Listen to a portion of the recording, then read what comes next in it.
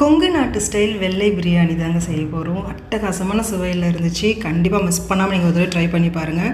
ஒரு செஃப் சொன்ன ஒரு சிம்பிளான ஒரு டிப்ஸை யூஸ் பண்ணி பண்ண ரெசிபி தான் இது. சூப்பர் டேஸ்ட்டில் இருந்துச்சு. ஒரு தடவை இந்த ரெசிபி நீங்கள் செஞ்சு கொடுத்தீங்கன்னா எப்போவும் நம்ம செய்கிற பிரியாணியை விட இந்த பிரியாணி ரொம்பவே சூப்பராக இருக்குன்னு சொல்லுவாங்க. அந்தளவுக்கு ருசி ரொம்ப நல்லா இருந்துச்சுங்க.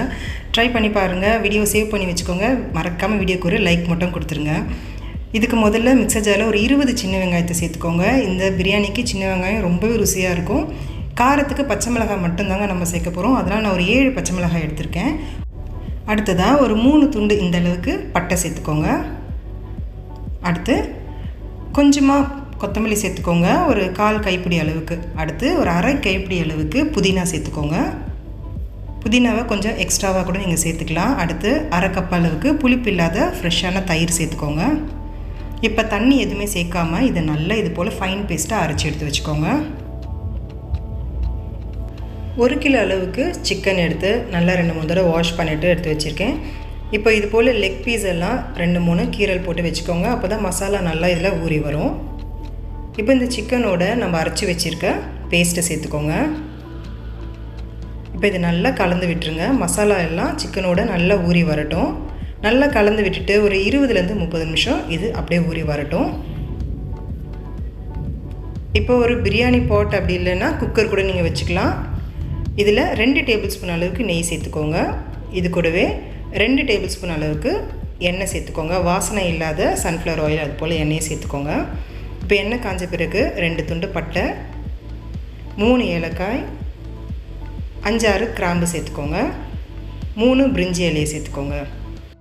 அடுத்ததாக கொஞ்சமாக ஜாதி பத்திரி, அடுத்து கொஞ்சம் கல்பாசி சேர்த்துக்கோங்க. ஒரு 1/2 ஸ்பூன் அளவுக்கு கல்பாசி சேர்த்துட்டு லோ ஃப்ளேமில் வச்சு லேசாக கலந்து விட்டுருங்க. இப்போ அடுத்ததாக பெரிய வெங்காயம் 2 வெங்காயம் நல்லா மெல்லிசாக இது போல் நீளமாக நறுக்கிட்டு சேர்த்துக்கோங்க. இப்போ மீடியம் ஃப்ளேமில் வச்சு வெங்காயம் நல்லா நிறம் மாதிரி வதங்கி வர வரைக்கும் இதை நல்லா வதக்கி விட்டுக்கோங்க. இந்த அளவுக்கு நிறம் மாதிரி வதங்கி வரணுங்க. இப்போ அடுத்ததாக 2 டேபிள் ஸ்பூன் அளவுக்கு இஞ்சி பூண்டு விழுது சேர்த்துக்கோங்க. இப்போ மீடியம் ஃப்ளேமில் வச்சு பச்சை வாசனை போகிற வரைக்கும் இஞ்சி பூண்டை நல்லா வதக்கி விட்டுக்கோங்க. அடுத்து இப்போ நம்ம ஊற வச்சுருக்க சிக்கனை சேர்த்துக்கோங்க.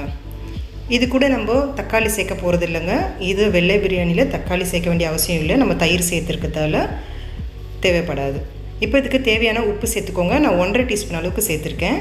1 கிலோ அளவு சிக்கனுக்கு 1.5 டீஸ்பூன் உப்பு சரியாக இருக்கும். உங்களுக்கு தேவையான அளவுக்கு நீங்கள் சேர்த்துக்கோங்க. சேர்த்துட்டு இப்போ இதை நல்லா கலந்து விட்டுட்டு 1 டேபிள் ஸ்பூன் அளவுக்கு பிரியாணி மசாலா சேர்த்துக்கோங்க. நான் சக்தி பிராண்ட் யூஸ் பண்ணியிருக்கேன். உங்கள்கிட்ட எந்த பிராண்ட் மசாலா இருந்தாலும் நீங்கள் யூஸ் பண்ணிக்கலாம். எக்ஸாக்டாக நான் செஞ்சுருக்க அதே டேஸ்ட்டில் உங்களுக்கு வேணும்னா சக்தி பிராண்ட் யூஸ் பண்ணி நீங்கள் பண்ணிக்கோங்க. சேர்த்துட்டு இப்போ இது நல்லா ஒரு முறை கலந்து விட்டுட்டு மீடியம் ஃப்ளேமில் வச்சுட்டு மூடி வச்சுடுங்க. ஒரு 10 நிமிஷத்துக்கு வேகட்டும். இடையில் கலந்து விட்டுட்டே இருங்க. இப்போ 10 நிமிஷம் கழித்து பாருங்கள், சிக்கன் பாதி அளவுக்கு நல்லா வெந்து வந்திருக்கும். இப்போ இதை லேசாக கலந்து விட்டுடலாம். அடுத்ததாக பிரியாணிக்கு தேவையான அளவு தண்ணி சேர்த்துக்கோங்க. 1 கப் அளவுக்கு அரிசிக்கு 1.5 கப் அளவு தண்ணி விதத்தில் நான் சேர்த்துருக்கேன். நான் சீரக சம்பா அரிசி சேர்த்துருக்கதால 1 டம்ளர் அரிசிக்கு 1.5 டம்ளர் தண்ணி வேணுங்க. நீங்கள் பாஸ்மதி சேர்க்குறதா இருந்தால் 1 டம்ளருக்கு 2 டம்ளர் அளவுக்கு தண்ணி சேர்த்துக்கோங்க. இப்போ நான் 2 டம்ளர் அளவுக்கு அரிசி சேர்த்துருக்கேன். அதுக்கு 3 டம்ளர் அளவுக்கு தண்ணி சேர்க்கணும். அதில் 2.25 டம்ளர் அளவுக்கு மட்டும்தான் தண்ணி சேர்த்துருக்கேன். மீதி 3/4 டம்ளர் அளவுக்கு காய்ச்சி ஆற வச்ச பால் சேர்த்துக்கோங்க. இதுதாங்க இந்த செஃப் சொன்ன டிப்ஸு. பால் சேர்த்து செய்கிறதால இந்த கொங்கு ஸ்டைல் பிரியாணி அவ்வளோ ருசியாக இருக்கும். காய்ச்சி ஆற வச்ச பால் சேர்த்துக்கோங்க. இப்போ இதை நல்லா கலந்து விட்டுட்டு மூடி வச்சுடுங்க. கொதி வரட்டும். ஒரு 2-3 நிமிஷத்தில் நல்லா கொதி வர ஆரம்பிச்சிடும். இப்போ இதை நல்லா கலந்து விட்டுருங்க. பால் சேர்த்ததும் ஒரு கொதி வந்த பிறகு இந்த பிரியாணியோட ஸ்மெல் ரொம்பவே சூப்பராக இருக்கும். இப்போ இதை நல்லா கலந்து விட்ட பிறகு ஊற வச்சுருக்க அரிசி சேர்த்துக்கோங்க. நான் ஒரு 1/2 மணி நேரம் இந்த சீரக சம்பா அரிசியை ஊற வச்சு வாஷ் பண்ணி எடுத்துருக்கேன். சேர்த்துட்டு இது லேசாக இது போல் கலந்து விட்டுருங்க. கலந்து விட்டுட்டு மீடியம் ஃப்ளேமில் வச்சு கொதி வரட்டும். தண்ணியும் அரிசியும் சம அளவுக்கு வர வரைக்கும் இது கொதிக்க விடுங்க. ஒரு 2-3 நிமிஷத்தில் இந்த பக்குவத்துக்கு இது வந்துடும். இப்போ இதை லேசாக இது போல் கலந்து விட்டுட்டு சின்ன பர்னர் ஸ்டவ் யூஸ் பண்ணி லோ ஃப்ளேமில் வச்சு மூடி வச்சு தம் போட்டுருங்க. ஒரு 20 நிமிஷம் வேகட்டும். 20 நிமிஷம் கழித்து ஸ்டவ் ஆஃப் பண்ணிவிட்டு அப்படியே விட்டுடுங்க. ஒரு 10 நிமிஷம் கழித்து ஓப்பன் பண்ணி பாருங்கள். நல்லா உதிரியாக சாஃப்டாக சூப்பர் டேஸ்ட்டில் கொங்கு நாட்டு ஸ்டைல் வெள்ளை பிரியாணி ரெடி ஆகிட்டுருக்கோங்க. செம்ம டேஸ்டியாக இருக்கும். கண்டிப்பாக மிஸ் பண்ணாமல் இது ட்ரை பண்ணி பாருங்கள். வீட்டில் எல்லோரும் அவ்வளோ விரும்பி சாப்பிடுவாங்க. அடிக்கடி செய்ய சொல்லியும் கேட்பாங்க. நீங்கள் கண்டிப்பாக ட்ரை பண்ணி பார்த்துட்டு எப்படி இருந்துச்சு என் கமெண்ட் செக்ஷனில் சொல்லுங்கள். இந்த ரெசிபி உங்களுக்கு ரொம்ப பிடிச்சிருந்துச்சுன்னா இந்த வீடியோக்கு ஒரு லைக் மட்டும் கொடுத்துட்டு உங்கள் ஃப்ரெண்ட்ஸ் ஃபேமிலி எல்லாருக்கும் ஷேர் பண்ணுங்கள். Thank you friends.